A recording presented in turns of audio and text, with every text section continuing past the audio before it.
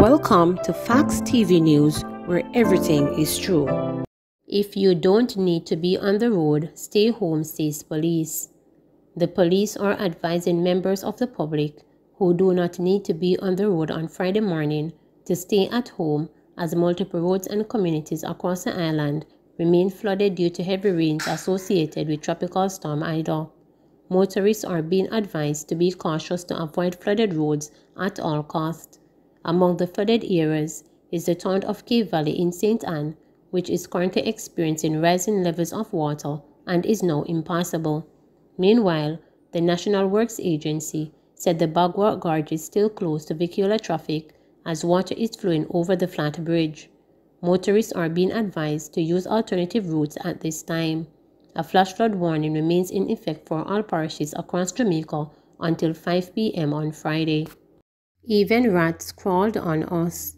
Not even the clothes that a young couple had on their backs were spared the floodwaters that rushed into their home on Queenberg's Avenue in New Haven, St. Andrew, as heavy rain associated with Tropical Storm Grace pelted the island on August 17.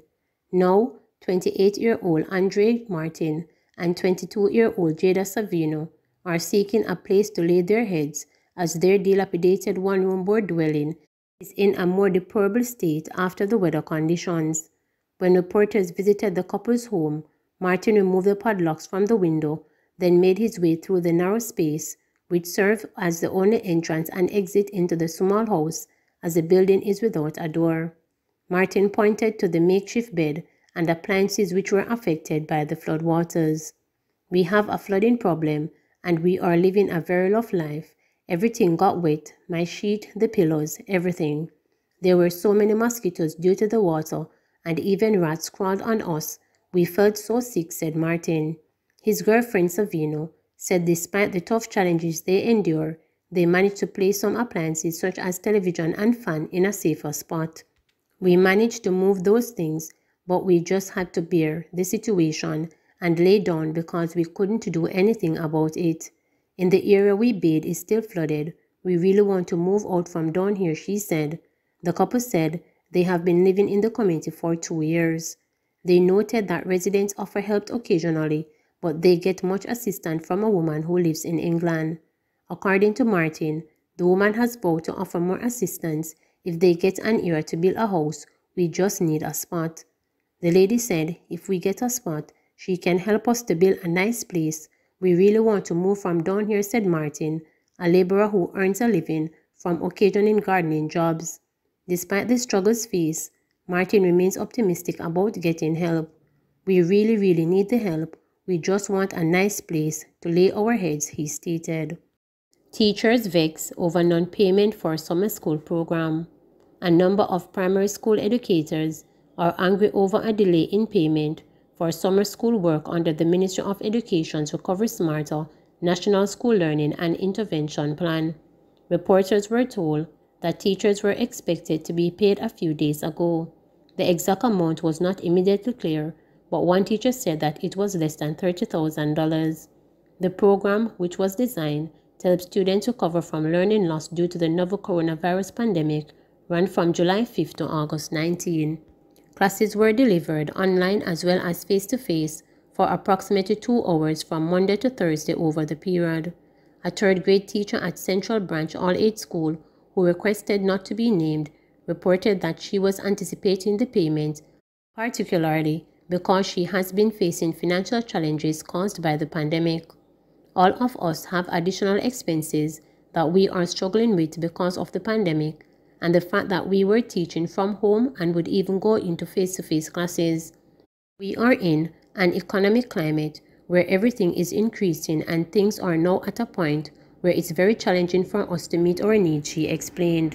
She further pointed out that teachers made sacrifices to facilitate the learning experience for the students as they have suffered immensely during the last academic year. "We know that a lot of our students never had technological devices to go online during the pandemic, so we made the effort to come out and give them as much as we could to ensure that learning loss would be as minimal as possible," she said. Cecil Smith, principal of North Street Primary School in Kingston, reported that 4 of her teachers who participated in the program are furious about the sums owed to them. They are very upset. That's the argument from all of them, as they took the time out during the holiday to teach and they have not been paid as yet, she said. The principal further pointed out to one of the teachers with whom she spoke yesterday morning, saying that teacher is retired and she took part in the program. She is extremely frustrated knowing that she came out to assist and nothing has been done. Another principal, who wished not to be named, described the matter as insulting, as the teachers are only due a small sum of money. The principal also pointed out that some of his teachers had incurred additional expenses, such as food and transportation, to facilitate face-to-face classes. Some of them have spent quite a lot in terms of the essentials. The money they are being paid is not even enough to cover those expenses. People had no work, so they participated, and they are expected to be paid, he said, noting that 5 teachers from the school participated. There are many schools that did not take it up, but the teachers at my school wanted to take it up because it was a way of helping the children. These people are looking forward to the extra dollars and the ministry has said nothing. It is insulting, he said. Reporters were unable to get a response from the education ministry. Last month, the ministry said approximately 17,000 students and 3,000 teachers had indicated an interest in the National Summer School Initiative. Some vendors grateful for no movement days. Instead of the expected complaints about lost sales, some vendors at the Savannah Lamar Market said yesterday that they were happy for the recent no movement days. The 3-day lockdown, they told reporters, had given them a chance to get some much needed rest. Sometimes me glad for the little rest. Me want work, but sometimes me just want the rest, said seller Patricia Hewitt. At a press conference last Thursday, Prime Minister Andrew Holness announced 7 no-movement days, an effort to bring down the number of COVID-19 cases and rest of the country from the novel coronavirus death grip. Giovanni Coleman, who was also happy to be able to stay home on Sunday, Monday, and Tuesday, said he saw a boost in sales after the lockdown ended. Me enjoy the rest, and me not have to spend my money on transportation and other costs of going out to work, he explained. Sales better after the people them did lockdown. When them come out, them buy more and more people come out. Kalalu vendor Lisa Young, who shared similar sentiments, said the lockdown was needed. Me not have no problem with it. Me have to do what me have to do, cause COVID no nice, she said. However, her colleague, who only goes by the name Choppy, lashed out at players in the entertainment sector whose crowded event he believes caused the current surge. No reports have been made by the government or health officials categorically attributing the increased COVID-19 cases to any particular events. Me have a big problem, cause if them big party they never open up, we wouldn't have to stay home. It's all because of those events, and I may lose off of it, and we feel it, he exclaimed. Fitzroy Campbell, a fisherman who also sells in the market, was exempted from the no-movement order, as are all fisher folks, but he opted to stay inside. I could go out, but me stay home. Nobody no out there, pan no movement there for myself too, he stated. Residents in Westmoreland expressed concern as COVID cases rises. You bleed your money. Try bleed for your money. You wash off your virus for your money. Come during weekend party and stuff. That's where the death coming in. A lot of death coming in from there. And that spike up everything. So, open back the place and make it for people gather. Many of my friend and good friend, a lot of them died.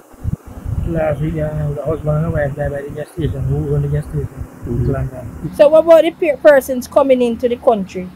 They think them for easy on that too? They go straight to the hotel and turn at the hotel.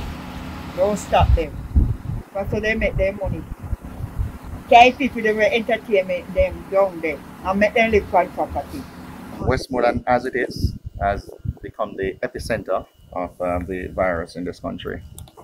Rather alarming and disheartening at the same time. Persons, I don't think, have been taking the necessary precaution at best to guard against, contracting this deadly virus.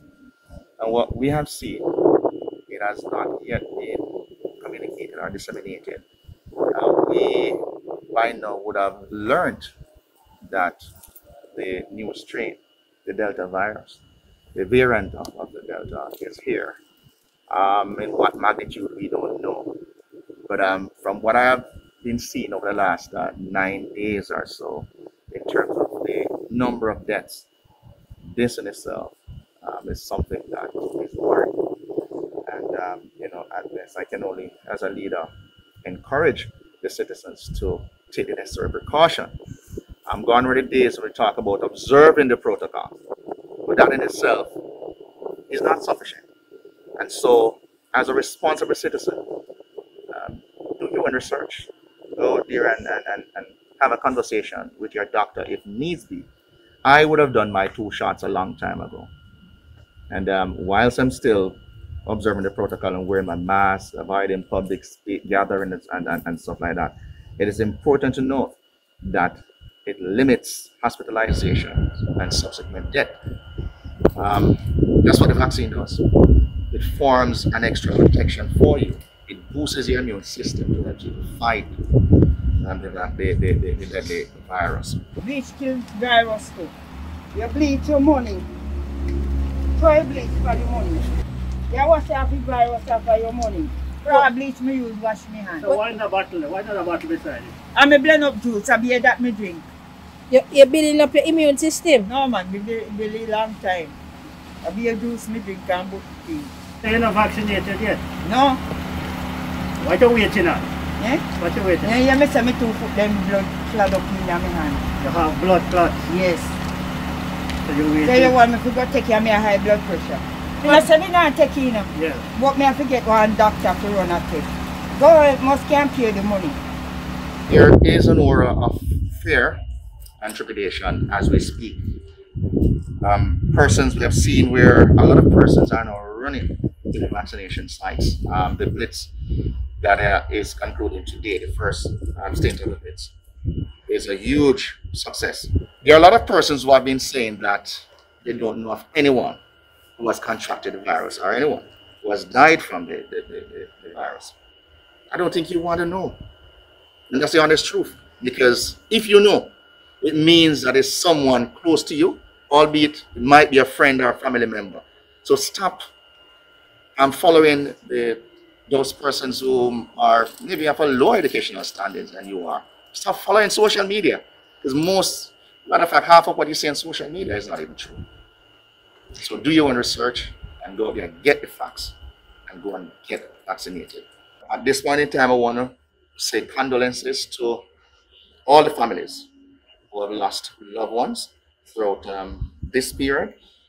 I would have lost some very good friends along the way, some community stalwarts. Please remember to subscribe, like, share, and click the notification bell for daily updates.